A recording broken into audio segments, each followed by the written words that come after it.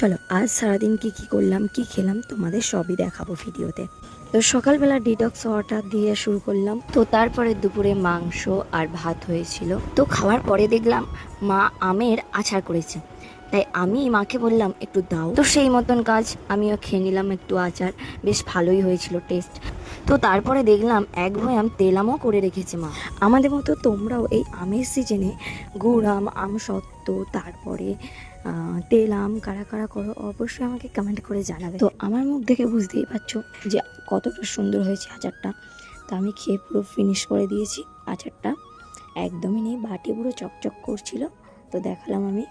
তোমরাও কি এইরকম আচার খেতে ভালোবাসো অবশ্যই আমাকে জানিও। বিকালে ফ্রিজে দেখলাম যে একটা দই রাখা আছে। তো আমার সাধারণত নর্মাল ফ্রিজে দই রাখলে আমি খেতে পারি না, আর এই মিষ্টি দোকানের দই তো একদমই না। আর ডিপ ফ্রিজে থাকলে দই ভালো লাগে, তার কারণ দইটা একটু